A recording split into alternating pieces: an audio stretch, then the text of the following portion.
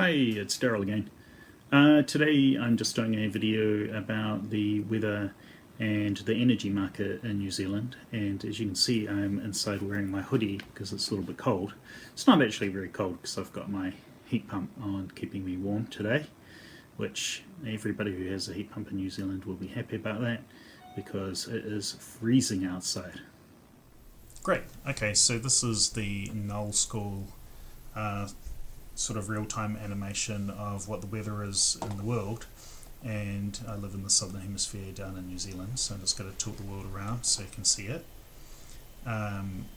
You can see that there's this sort of interesting circle of weather over New Zealand.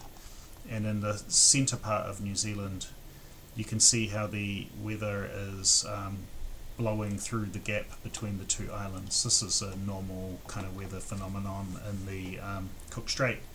But you can see that the wind down here is coming from Antarctica, and it's very cold. But not only is it bringing cold air up, it's also bringing up a lot of rain. So if I go from air mode, actually I'll just look at temperature for a moment. And here we go. This is a better view. Okay, so we've got this wind blowing up through that gap in the islands. We've got 8.7 degrees, 9.3 degrees. So we've got this sort of, I don't know if it's stationary, this bit of weather going around here, but it's working like a pump to bring cold air up from down near Antarctica, down here, and it's bringing it up over New Zealand, and the sea is, somewhat warmish, so there's water evaporating, so you can see it's 10 degrees out there at sea, and then it's bringing up water into the air, and it's going all through this gap. So the top of the South Island here and the bottom of the North Island here are getting a lot of rain and snow. We're getting snow in the central North Island on the volcanoes in the middle of the North Island, and we'll be getting a lot of snow, I guess, all the way along here, and rain. So that's quite interesting. And then if we look at this other view, there's this total precipitable water, and you can see that there's 15 kilograms per square meter of precipitable water. So 15 kilograms is like 3 big buckets of water that you would use for mopping the floor in, say, your laundry or your kitchen. Three quite big buckets. So if you could imagine tipping 3 big buckets of water over every single square meter of the landscape over the area that I live in, we're kind of getting a lot of rain. So if we click all through these areas, you can see we're ranging from 10 kilograms per square meter along the South Island there, up to 14, 15, sort of 15 somewhere here. There we go, 15 kilograms per square meter. So we're getting a ton of rain. So that's the weather situation. But the weather situation leads on to another impact, is it leads into this, this is the energy market. So in New Zealand we can see the live energy market, and the live energy market shows you on the left hand side here we've got these bar graphs. We've got our coal and gas generation in New Zealand, and we've got our cogen generation, which I think is burning coal and getting heat and electricity in the same plant. Some big factories use that to make their power, and the power is surplus power is fed back into the country if they only need the heat and not so much the electricity.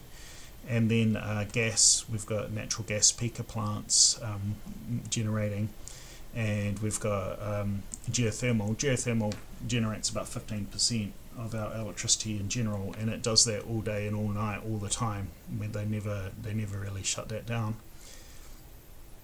I'll go back to that better view.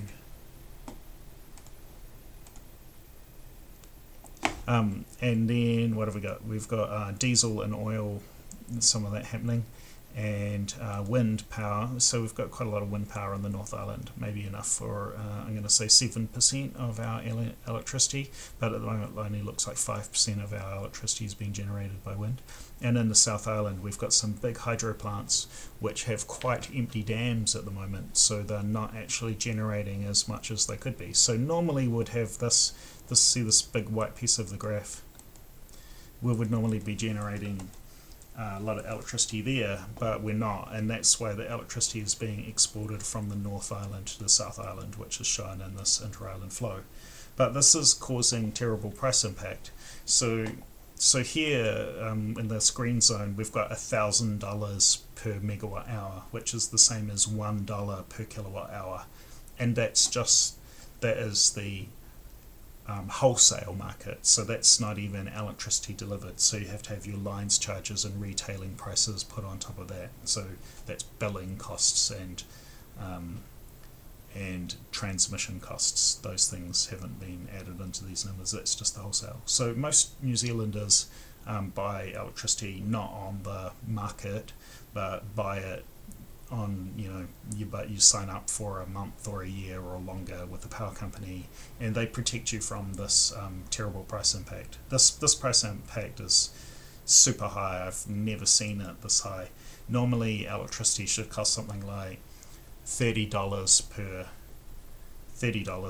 $60, maybe $100 per megawatt hour. So you can see that that's extremely expensive at the moment.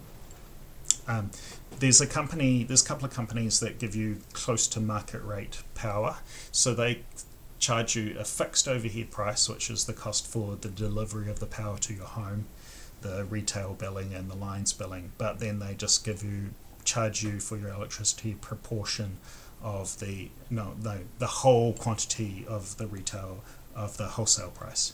So if you're signed up with one of those power companies, you'll be paying $1 per unit plus overheads, so you're about $1.20 per unit at the moment for electricity, which means if you're running your heating and you're drawing a couple of kilowatts at your house, that will be the same as spending like $2.50 per hour on electricity just to keep your house warm, which I certainly don't. I'm paying about 30 cents per unit, so that's like and I've got a heat pump, so I might only be using a kilowatt of electricity, so be maybe 2 kilowatts max, but it'd be 60 cents per hour or 30 cents per hour to heat my house, so that's not too bad considering how cold it is outside.